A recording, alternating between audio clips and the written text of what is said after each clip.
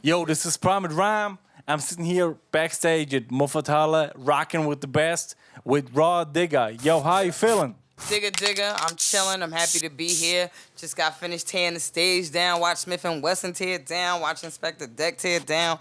I'm waiting for our beloved Primo in the building. And, I mean, what can I say? We doing it real crazy in Munich right now. Everything's gonna be alright, huh? Everything so far so good. I mean, it's the crowd is crazy. Like, the energy is crazy. Everybody's rocking tonight. Like, ain't nobody miss a beat. Alright. So I want to start with my first question because the last question is not the first question. Oh, right. So your name is Rah Digga. Like I have heard before when you were sitting backstage and eating, your real name is Rashida. But my thought was like, where does the name Rah Digga came from? Because I got one thing going to my mind, like Buster said, raw, like a dungeon dragon. Well, I got the Rah from, Rashia, and then the Digga came from me working with DOS Effects long time ago.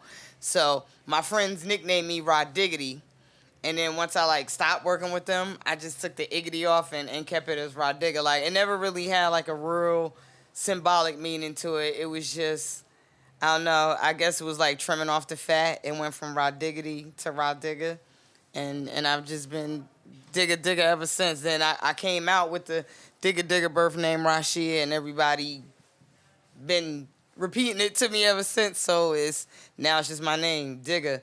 Like people will call me Digga before they call me Rah, and Rah is my name. So, so it seems like you went down like with those effects from the Hold It Down days, when they had that track called No Diggity. Was that the point?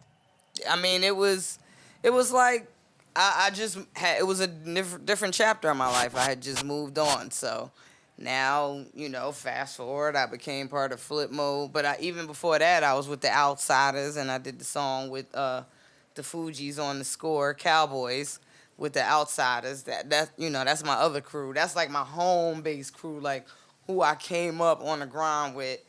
And, I mean, everything after that was just Digga birth name Rashia. And then people started calling me Rashia, because they know me as Rashia. All right. So how was the time with like the Fugees? I was on stage with them when I was 16. I could play the drums. Right. I was really happy. How was it hanging out with the Fugees, like Wyclef and Praz, and like one of the queens like you, Lauryn Hill. She's like you, and her is like the queens of the hip hop, and she's the queen of soul. How was that?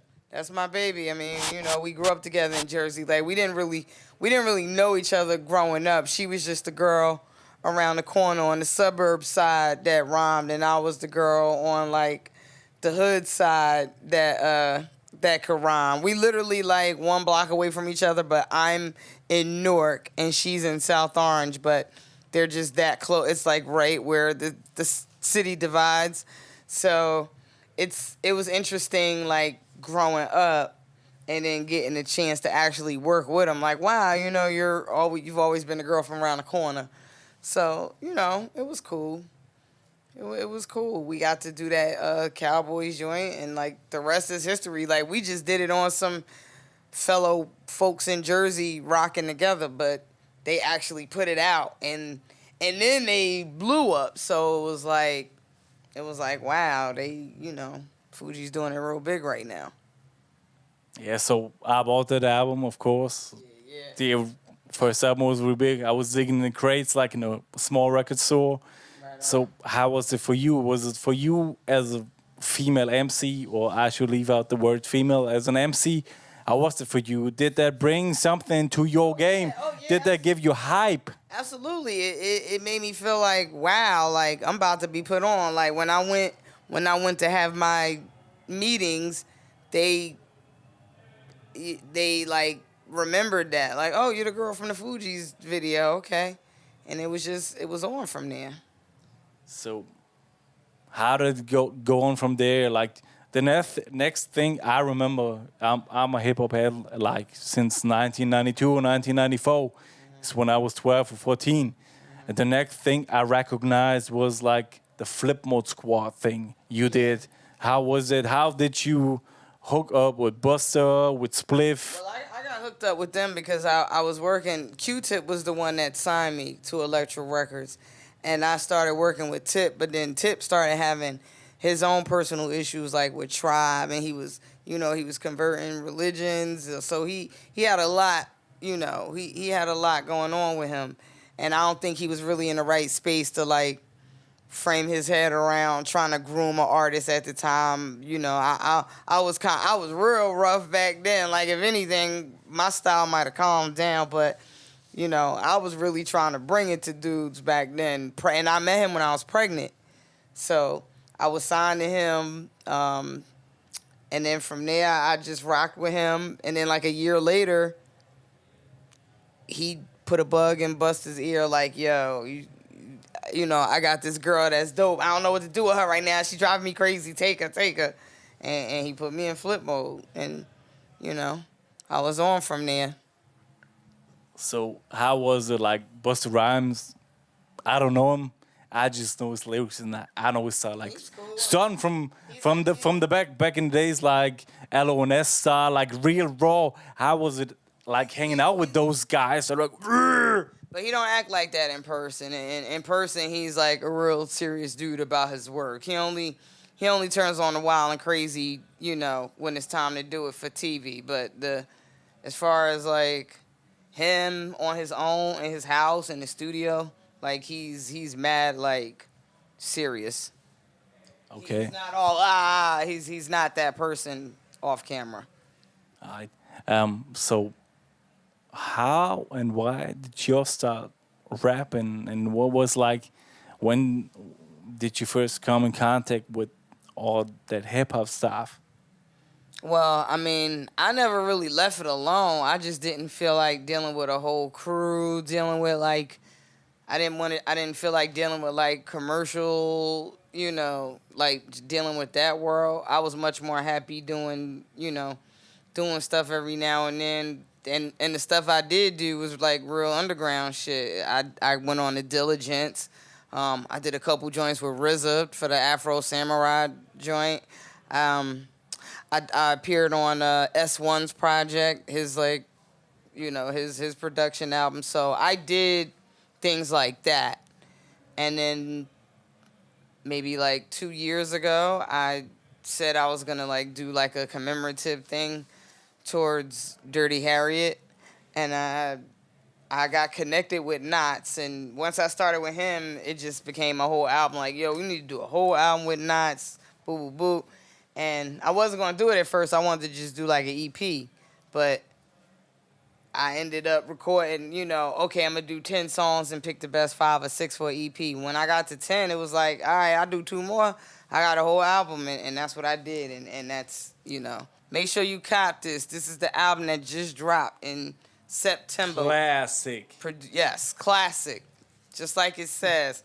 Produced by my man Nottz. He got a joint now called You Need This Music, so make sure. Y'all say y'all love real hip-hop. Make sure you support this.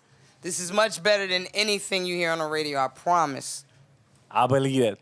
But what made you, like, get down with Nottz? Like, okay, he's a guy, he made some beats for me. Well, what made you do a whole album with Nottz? We just always had that chemistry. He did like 5 joints on Dirty Harriet. We were gonna do more. We got to like 7, and the label was like, okay, stop, you need your... you still need some commercial records. That's what happens when you're on a major label. That's when... What you said, fuck that. But I put out Tight, but then, Imperial came, and then, of course, Break Fool, Party and Bull. Like, those are, like, label songs. But the stuff I do, like my album, is still going to have a Primo joint on it. It's still going to have a Pete Rock joint on it. It's still going to have a Nottz joint on it, because that's, that's what I do. And it's done. And I was like... 10 years later, people not really sure how if I'm going hard or if I'm, like, making, if I'm trying to make club records or whatever. So soon as they see that it's all produced by Nottz, they be like, oh, it must be hard. Like, they know it's going to be hard. So that's really why I did the whole album with him. So like, I want people to know like this is the shit that I love to do, and I'm sorry, out of all these bitches, the going hard shit, I do it the best. Like I think other females are very dope at what they do. Like this one will sell sex. This one is like kicking the knowledge. This one, you know, is the character. Like that's all well and good, but when it comes to spitting, like that's what I do. That's my thing. I want a straight spitting award. yeah, you mentioned the word award, like for the Busta Rhymes track "Touch It" remix, you did with those other girls. I would say, you won like 1 BET award, been like nominated for 6 BET awards, won the fucking music television best video award, and the track was banging. Everybody was like, "Fuck yeah, that's that shit." How did that feel, and how did you do that? I mean, I just did what I do.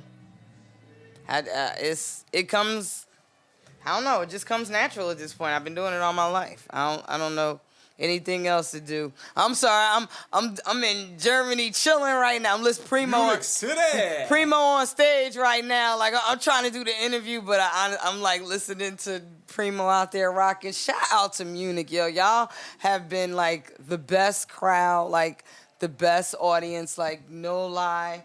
I went shop. I got like fly hip hop gear and mute. Like I don't even see this kind of gear when I go home in certain places. Like you guys are really like on point and in tune with like real hip hop. So Godspeed to Munich. It was just like we love hip hop music and we love y'all. One thing, cha cha cha cha cha. It's like when I saw you in the video and all the other guys saw anybody was like, damn, that chick is hot, and she be spitting like, damn. It was like, that can't be real. That can't be real. I think it threw everybody off. Like a lot of people were expecting me to be all like beastly and ugly, and I just was like, I was real skinny back then too, like, hey, with the real deep voice. I mean, I don't know. It's the voice. It's mostly the voice. They get you up, but it's mostly the voice that makes you buck. In the words of Guru, rest in peace, it's mostly the voice. So that was one of the tracks, and I wanted to ask you something about this Ain't No Little Kid rap. I mean, the track, but also the video. The video and the track, I was like, I'm blown away. I love this shit, and I was like blown away. I actually edited the video. I'm into. That's another thing I did in my downtime. I took some editing and directing classes, so now What you work on? Final Cut? Yes, Final Cut. Yeah, but of course. Props for that. So you'll be seeing a lot more of me, and I also have a phone. I want to show you one more thing. Alright. I got a whole bag of tricks. Whoa. It's a battle rap app called Straight Spittin', and what it does, it allows people, any smartphone, it just became available for iPhone. A press release is literally about to happen like next week, but you can go on your phone and pick different people. It's like a whole online community. You subscribe to it from your phone, and you battle people. Like a beat like Impeach the President will play, and people really battle each other with 16-bar verses. So Straight Spittin', that's my legacy.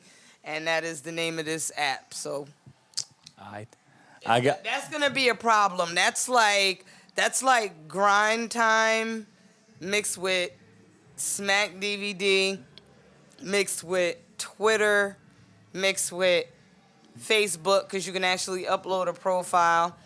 I mean, it does a lot. It let people chat with each other. It's like a studio. You record. It has the rehearsal mode. Right here, you can see the rehearse tab. That's like the studio. This is where you go pick people, vote on people's battles, upload pics of yourself, and battle. And that's the chat shit. That's the Twitter part right there. Yo, I'm about to be problems with that. But that's what I'm doing. That sounds kind of cool. I got one more personal question. I got a woman question for y'all. A woman question. Well, ladies, let's go. Like, feministic emancipation, it's not like end of the 60s, start of the 70s, and women were like, yeah, let's do this. But nowadays, I hear women saying, and I'm working for like an audio school, film school, everything, SAE, I don't know if you know that shit, School of Audio Engineering, and we have an open doors, and I see girls coming in, and they're seeing like the big boards, and they say, how can I do this shit? Cause I'm a girl, and that disappoints me. How you feel about that? I mean, I don't know. That's on them. I don't think that way. I travel through Europe dolo with a backpack. I do these shows. I rock stages dolo. I get from country to country dolo. I don't believe in no such thing as I'm just a girl. As far as I'm concerned, I do everything, you know. I do just about everything that guys do in this business the same, if not better. That's what I'm saying. That's how I feel. I don't even get into the whole like female male thing. I don't even acknowledge that word. Yeah, one last question. Do y'all think that you inspired young women to get up and like write rhymes, grab the mic, and get on stage? Cause you do that in like a great way. Like you're powerful. I mean, I would love for females, you know, that want to rhyme hard. Like they can see me and know that it's still possible to just be an artist and rock. Even if they don't want to rhyme, like they don't have to want to MC, whatever it is that they want to do. I just hope that my journey inspire women to be like, okay, if she can get up and backpack through Europe and rock 1,000, 1,500 capacity crowds, then I can get up and go to work every day. I can do whatever it is they got to do. So we'll see. My persuasion can build a nation. I am out of here. Without hesitation. Thank y'all. This is Rah Digga. Yeah. It's Primate Rhyme for Primat City TV. Thank y'all. It's a soul clap. What's up, y'all? This your girl, Rah Digga, a.k.a. Dirty Harriet, and you checking out Primat City TV with my man Primate. You know how it go down. Real hip-hop all day, every day. USA, Germany, let's go.